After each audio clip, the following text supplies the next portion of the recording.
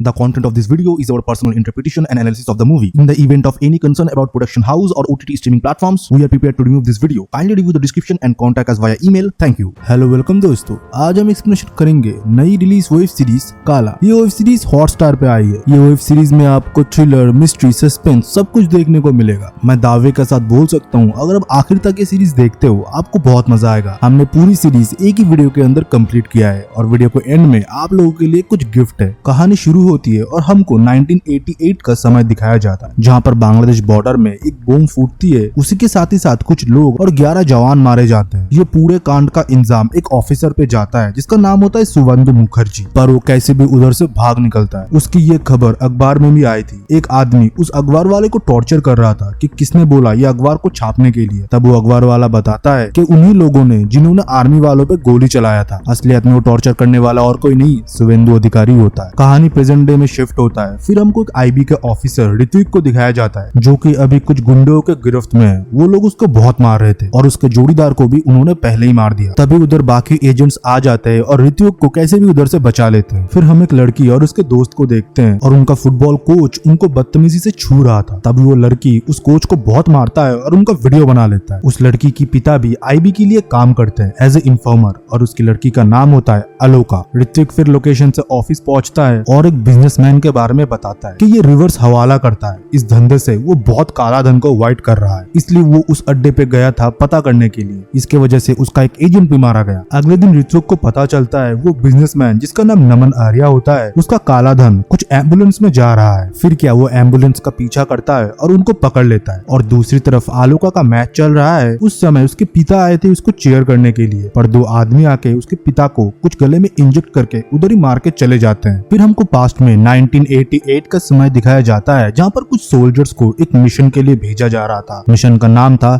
ऋषिकेट। Soldiers एक अड्डे पे पहुंचते हैं और आतंकवादियों को मार के लोगों को टनल से निकाल रहे होते हैं। वो टनल बांग्लादेश और इंडिया के बीच में एक इलीगल ट्रेड होने का एक जरिया था। फिर हम देखते हैं टनल के अंदर एक लड़का फंस गया होता है। उधर सुवेंदु कोशिश करता है उसको बचाने की, पर उससे पहले ही आर्मी चीफ बॉम्ब फोड़ देते हैं और पूरा टनल जैम हो जाता है। फिर हम प्रेजेंट डे में देखते हैं ऋत्विक ने एम्बुलेंस पकड़ लिया था और उसमें से काला धन भी उसने जब्त कर लिया था। फिर हम आलोका को देखते हैं जो कि अपने फ्रेंड्स के साथ अपने पापा की क्रियाक्रम कर रही थी। फिर हम एक शादी का सीन देखते हैं जहाँ पर सीएम आई हुई थी। ऋत्विक अपने रिपोर्टर दोस्तों का मदद लेके उधर एंट्री करता है और उनसे बात करने की कोशिश करता है। ऋत्विक ने सीएम को एम्बुलेंस में मनी लॉन्ड्रिंग के बारे में सब कुछ बताया। तभी उधर ऋत्विक का सीनियर ऑफिसर राकेश आता है और उसको उधर से खींच के लेके जाता है और बोलता है यू हैव टू नो मी, कि तुम क्या कुछ कर रहे हो इधर आके, ये तुम्हारा कोई पर्सनल केस नहीं है। ऋत्विक तो बोलता है मैं तो नमन आर्य के बारे में उनको सारी डिटेल्स दे रही थी। राकेश बोलता है ये इतना आसान नहीं है। फिर हम लोग देखते हैं कि नमन आर्या और सीएम साहिबा एक साथ ही शादी अटेंड कर रहे हैं और दोनों को देख के लग रहा था कि उनमें अच्छा बॉन्डिंग है। फिर अगले दिन हम देखते हैं एम्बुलेंस से निकले गए उन पैसों का लिंक अप करने के लिए ऋत्विक ने कुछ बैंकर्स को बुलाया था और बोला था इसमें तुम मनी ट्रेन ढूंढ के दिखा रहे हो कि नमन आर्य के साथ इनका क्या रिश्ता है, और उनको सारे ट्रांजेक्शन डिटेल्स दिया जाता है और बोला जाता है कि आपके फोन भी ट्रैक करे जाएंगे। आपको 2 हफ्ते की टाइम दिया जाता है, आप अपने फैमिली के साथ सिर्फ एक बार ही बात कर सकते हो, वो भी ट्रैकेबल है। आगे हम देखते हैं नमन आर्या को किसी औरत का कॉल आता है जो कि डायरेक्ट न्यूयॉर्क से था। वो औरत कॉल में बताती है बेटा तुमको अभी अरेस्ट किया जाएगा, तुम अच्छे से कोऑपरेट करना, मैं तुमको जल्द ही निकाल लूंगी। और वही होता है, पुलिस आके नमन आर्या को अरेस्ट करते हैं और पुलिस स्टेशन के बाहर जब रिपोर्टर की भीड़ थी उसमें से एक रिपोर्टर आके ऋत्विक के शर्ट पे एक लेटर चिपका के चला जाता है। वो लेटर और किसी ने नहीं, आलोका के पिता ने ही भेजा था। फिर से हम 1988 का समय देखते हैं जहाँ पर सुवेंदु और बाकी सोल्जरों को गाड़ी रोक के उन पे बांग्लादेश बॉर्डर पे अटैक किया गया था। सब लोगों को मार दिया जाता है, सिर्फ सुवेंदु बच जाता है और पूरा इंजाम आता है सुवेंदु के ऊपर। वो सारे आदमी सुवेंदु के घर में जाते हैं, पर वो बॉर्डर सिक्योरिटी फोर्स बन के जाते हैं। जिसने सुवेंदु को फंसाया था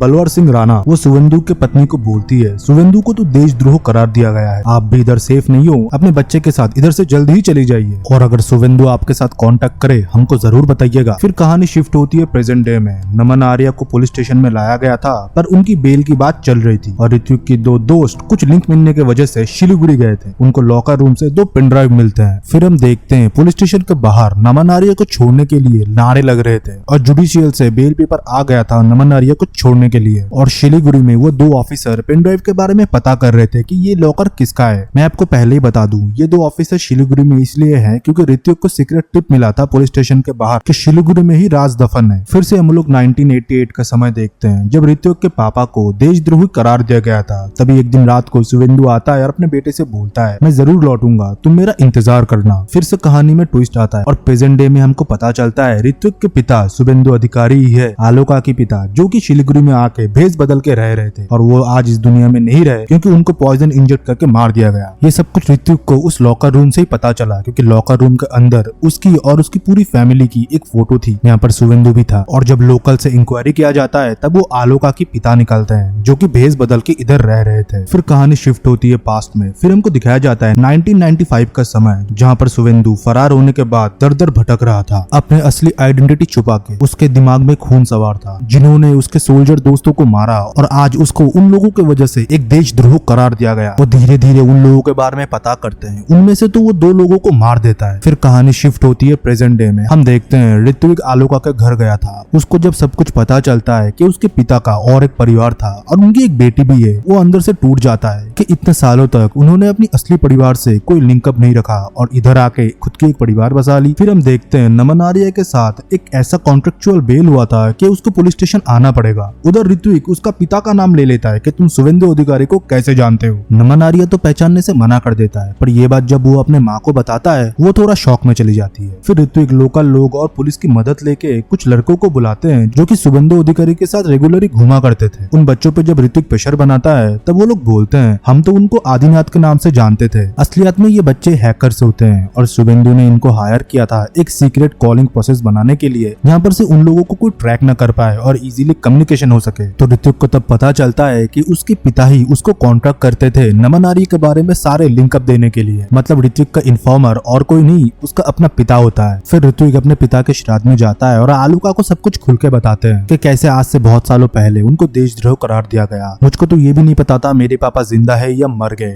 हमारे ऊपर टॉर्चर भी होता था कि हम लोग एक देशद्रोही फैमिली से बिलोंग करते हैं और आज इतने सालों बाद मुझे क्या पता चलता है मेरे पापा भेष बदल के इधर आदिनाथ बन के रह रहे थे और उनकी एक बेटी भी होती है। आलोका तब बोलती है ये जितना तुम्हारे लिए भी शॉकिंग है मेरे लिए उतना ही है। मेरे पापा कुछ गलत नहीं कर सकते, वो बहुत ही सीधे आदमी थे। थोड़ी देर में ऋत्विक को पता चलता है शुभेंदु के पोस्टमार्टम में पॉइजन निकला है, मतलब उनको पॉइजनेट करके ही मारा गया है। ये सुन के आलोका रोने लगती है। फिर अगले दिन ऋत्विक और उसकी टीम एविडेंस के साथ उधर से निकल रहे थे, तभी अचानक ही गाड़ी में पहुंचने से पहले गाड़ी ब्लास्ट करता है और सारे एविडेंस उधर मिट जाता है। पर थैंकफुली कोई इंजर्ड नहीं हुआ था और ऋत्विक और भी परेशान हो जाता है क्योंकि उसकी माँ इधर आ पहुंची थी अपनी पति की मौत की खबर सुन के। फिर हम पास्ट में बलवंत सिंह राणा का हिस्ट्री देखते हैं जो कि तीनों युद्ध लड़ा था, पर वो तीनों में ही कैसे न कैसे वो बच जाता है। वो जंगल में लैंडमाइन से बच जाता है, वो कभी न कभी कोई टेररिस्ट अटैक में भी बच जाता है। इसके वजह से वो अपने किस्मत पे बहुत मानता था। उसकी लास्ट पोस्टिंग बीएसएफ में होता है और एक दिन जब पोस्टिंग के दौरान वो ट्रक से जा रहा था तभी इंडिया बांग्लादेश के बॉर्डर में उस टनल में वो इलीगल एक्टिविटी होते हुए देखता है और उन लोगों को रोक के वो पूछताछ करता है। तभी उधर एक लड़का आता है जो कि राणा से अच्छे से बात करता है, उसको पैसे ऑफर करता है, पर राणा पैसे नहीं लेता। वो लड़का बोलता है इससे हमारा रोटी रोजी चलता है, इन लोगों को काम मिलता है, खाना मिलता है, लोग खुशहाली से रहते हैं। मानो उसकी बातों पे राणा मोहित हो जाता है। फिर देखते ही देखते वो लोग मिलने लगते हैं और बहुत ही करीब आने लगते हैं और राणा उस लड़के से बहुत प्यार करने लगता है। वो लोग एक साथ समय बताते हैं, दिन रात एक साथ ही होते हैं। वो लोग जब एक दिन दारू पी के एक साथ ऐश कर रहे थे तब उनको बीएसएफ के हायर अथॉरिटी देख लेते हैं। असलियत में हायर ऑफिसर भी इन लोगों के साथ मिला हुआ था और वो बहुत पैसा खाता था। उसको लगने लगा कि ये दोनों एक साथ मिलके मुझको क्रॉस करके बहुत पैसे कमा रहे हैं। वो ज्यादा देरी न करके राणा के आशिक को झूठी केस में जेल में डाल देता है और बहुत मारता है। और जब राणा को ये बात पता चलता है वो सीधा ऑफिसर के घर जाता है और उनके पत्नी के ऊपर शराब डाल के आग लगाने की धमकी देता है। वो ऑफिसर बहुत डर जाता है और आखिर में राणा के आशिक को उसको छोड़ना पड़ा। फिर हम वही टाइम देखते हैं जहाँ पर टनल को ब्लास्ट किया गया था। आतंकवादियों ने तो वो टनल को घेर के रखा था, उसमें से राणा का आशिक भी होता है। आर्मी ऑफिसरों ने उसके आशिक को भी मार दिया था और उसी का ही बदला लेने के लिए राणा ने पूरे आर्मी के 11 जवानों को मार दिया था और उसमें से जब शुभेंदु बच जाता है उसके ऊपर पूरा इल्जाम लगा दिया था। फिर कहानी प्रेजेंट डे में शिफ्ट होते हैं। हम देखते हैं सॉलिड एविडेंस के वजह से ऋत्विक ने नमन आर्य को अरेस्ट कर लिया था और नमन आर्य साथ ही साथ न्यूयॉर्क में अपनी माँ से कंटिन्यूअसली बात करता रहता है और इधर का सारा अपडेट वो उनको बताता रहता है। ऋत्विक अपने पापा को लेके बहुत परेशान हो रहा था। तभी आलोका का कॉल आता है और बोलता है मैंने अपने पापा के वार्डरोब में देखा कि कुछ फोटोज है जहाँ पर तुम्हारे भी बचपन की कुछ फोटोज है। मैं चाहता हूँ कि मैं वो तुमको हैंड ओवर कर दूं। आज क्या मिल सकते हैं? ऋत्विक उसके घर में ही उसको मिलने के लिए बुलाता है। जब वो लोग घर के अंदर जाते हैं देखता है घर के आजू बाजू में पूरा नोट से भरा हुआ है और एक अननोन नंबर से कॉल आता है और ये बोला जाता है तुम जल्दी घर से निकलो, तुमको फंसाया जा रहा है, 2 मिनट में पुलिस अंदर आ जाएगा। फिर ऋत्विक और आलोका उधर से भागने लगते हैं। फिर से कहानी पास्ट में शिफ्ट होता है। हमको दिखाया जाता है दार्जिलिंग में शुवेंदु एक बार राणा पे भी अटैक किया था, पर वो उधर से बच के निकल गया था। बलबीर ने फिर सारा धंधा इधर बंद करके विदेश जाने का फैसला किया और जाते टाइम हम ये भी देखते हैं कि बलबीर का एक बेटा भी होता है। असलियत में वो अपने शादी से खुश नहीं था, सोसाइटी में एक इमेज बनाने के लिए उसने शादी किया था और जाते टाइम अपने बेटे को भी वो अपने साथ लेके जाता है। फिर कहानी शिफ्ट होती है 1999 लंदन में, जहाँ पर हम बलबीर को एक लड़की का रूप लेते हुए देखते हैं। वो एक कत्ल करता है और उसके बाजू में उसका बेटा खड़ा हुआ था।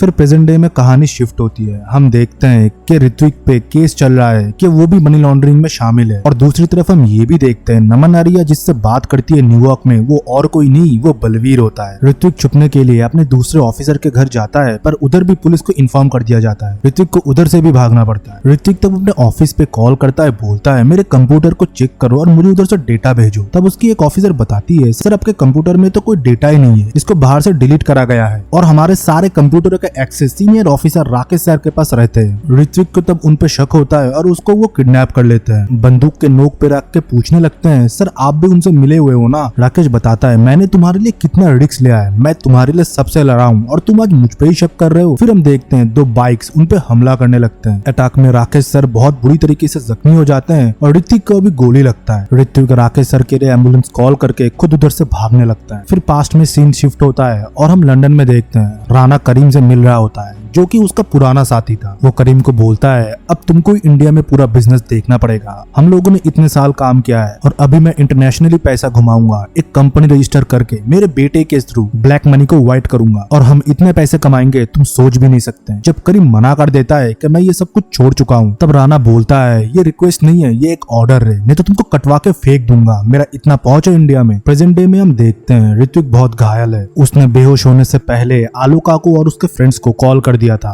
उन्होंने उसको रेस्क्यू किया और सब लोग उसको बचाने की कोशिश कर रहे थे। तभी उधर करीम आता है और वो आके बोलता है शुवेंदु के मरने के बाद मैं ही तुमको कोऑर्डिनेट्स भेज रहा था बलवर के हर एक लोकेशन का। इसने ऋत्विक का मदद किया था कि उसके घर में पैसे हैं। फिर सीन न्यूयॉर्क में शिफ्ट होता है, हम देखते हैं बलवर शक्ति आर्या बन के न्यूयॉर्क में सिंडिकेट का बिजनेस संभाल रही थी। असलियत में सिंडिकेट सबसे बड़ा होता है, बलवर उनमें से एक मोहरा था जो कि उनके लिए मनी लॉन्ड्रिंग का काम करता है। सिंडिकेट की तरफ से बोला जाता है कि एक बड़ा असाइनमेंट है जो तुमको दिया गया है, अगर वो टाइम से पूरा नहीं होता तुम सोच भी नहीं सकते तुम्हारे साथ हम लोग क्या करेंगे। फिर हम इधर देखते हैं ऋत्विक के फोन को ट्रैक करते हुए कुछ लोग उधर आते हैं और उन लोगों को मारने की कोशिश करते हैं। वो लोग कैसे भी उधर से बचते बचाते भागते हैं। तभी करीम बताता है तुम्हारे पापा ने मेरी मदद किया था आज से बहुत सालों पहले, मेरा भांजा टनल में फंसा हुआ था, वो सिर्फ अकेले सोल्जर थे जो कि उन लोगों को बचाना चाहता था। वो अंदर जाते ही उन्होंने ब्लास्ट कर दिया था, वो बचा नहीं पाए थे। मैंने वो सब कुछ होते हुए देख लिया था, मैंने सिर्फ उनको मारा था जिन्होंने ट्रिगर दबाया था, बाकी सारे सोल्जर्स को बलवंत के आदमी ने मारा था और मैंने शुवेंदु को जिंदा छोड़ दिया था। और दूसरी तरफ हम देखते हैं ऋत्विक की वाइफ और उसकी दोस्त और बाकी जो दो लड़के थे जो शुवेंदु की मदद करते थे, वो हैक करके पता लगाते हैं कि ट्रक कहाँ से निकल रहा है। वो ऋत्विक को कोऑर्डिनेट्स भेजते हैं पर वो ट्रक खाली होते हैं और ऋत्विक को उधर ही पकड़ लिया जाता है। असलियत में ये एक सोचा समझा प्लान था जो कि ऋत्विक के बीवी ने रचा था। असलियत में वो भी बलवंत से मिली हुई है, वो उन लोगों को ठिकाना लगा देती है। फिर हम देखते हैं ऋत्विक को जहाँ पर अरेस्ट करके पुलिस स्टेशन पर रखा गया था उधर राकेश आता है। वो आईबी का कार्ड दिखा के ऋत्विक को उधर से छुड़ा लेता है और करीम बोलता है एक बार मैप दिखाना, अगर वो लोग पेट्रोपोल के लोकेशन से नहीं जा रहे हैं आसपास के कौन से बॉर्डर है। तब उनको पता चलता है आसपास एक ऐसा बॉर्डर है जो कि पिछले दिनों बांग्लादेश और इंडिया के बॉर्डर टनल में यूज किया जाता था। तभी करीम बोलता है बलवंत यही टनल यूज कर रहा है मनी को स्मगलिंग करने के लिए। फिर वो लोग वही बॉर्डर पे पहुंचते हैं और उनका शक सही होता है, वो लोग ये बांग्लादेश और इंडिया के टनल ही यूज कर रहे थे मनी लॉन्ड्रिंग करने के लिए। फिर हम लोग देखते हैं राकेश आर्मी चीफ को कॉल करता है और उनसे मदद मांगता है कि इधर हमको जरूरत है, हमने मनी ट्रेल को पकड़ा है। आर्मी की मदद से उस बॉर्डर को कब्जे में लिया जाता है। कुछ दिनों बाद हम देखते हैं सीएम ऋत्विक से मिलती है और बताती है तुम मुझे को कुछ नहीं कर सकते, मेरे साथ अगर तुम नमन आर्या का लिंक भी ढूंढ लेते हो तो मेरा कुछ नहीं बिगाड़ सकते। तब ऋत्विक बोलता है सामने इलेक्शन है मैम, मैं चाहूँ तो बहुत कुछ कर सकता हूँ, आपके फैमिली के नामों पे बेनामी ट्रांजैक्शन जो कि नमन आर्या के कंपनी से होते हैं, बहुत कुछ पार्लियामेंट पे जा सकता है, पर मैं कुछ नहीं करना चाहता। पर मैं आपसे ये फेवर जरूर चाहूंगा कि नमन आर्या और बलवीर को जरूर सजा मिले और मेरे पापा को नॉन गिल्टी बोला जाए। वो देश के एक सच्चे सोल्जर थे, उन्होंने देश के साथ कोई गद्दारी नहीं किया है। फिर हम देखते हैं नमन आर्या और उसके पिता को अरेस्ट कर लिया जाता है और शुवेंदु को नॉन गिल्टी बोल के देश की तरफ से मेडल मिलता है। कहानी तो उधर खत्म होता है, पर मैंने बोला था आप लोगों के लिए एक गिफ्ट है हम लोगों की तरफ से, एक फ्री सर्विस जो कि अब लाइफ टाइम ले सकते हो। तो ये सर्विस क्या है जानने के लिए ये वीडियो आखिर तक जरूर देखें। Hey guys! ऑनलाइन शॉपिंग तो अब लोग करते ही होंगे, बट अगर वो शॉपिंग और भी ज्यादा सस्ते में हो जाए, मैंने खुद ये Realme का हेयर ड्रायर ओनली 444 रुपीज में बुक किया है। इसी के साथ ही साथ इधर आपको smartphone, smart watch, TV, shoes, clothes बहुत ही डिस्काउंटेड प्राइस में मिलेंगे, जो कि लिमिटेड टाइम के लिए आपकी फेवरेट शॉपिंग प्लेटफॉर्म पर आती है, वो हम आपको बताएंगे। सो ज्वाइन करने के लिए प्ले स्टोर से टेलीग्राम ऐप को डाउनलोड कीजिए। रजिस्टर करने के बाद सर्च करें सेव पैसा, देन ये रहा ग्रुप। अब आप ज्वाइन हो जाइए और ग्रुप में जरूर एक्टिव रहिए लिमिटेड डील्स को ग्रैब करने के लिए। ये डिस्क्रिप्शन के लिंक से भी आप डायरेक्ट ज्वाइन कर सकते हैं। सो जल्दी ग्रुप ज्वाइन करें और ऑफर्स को ग्रैब करें।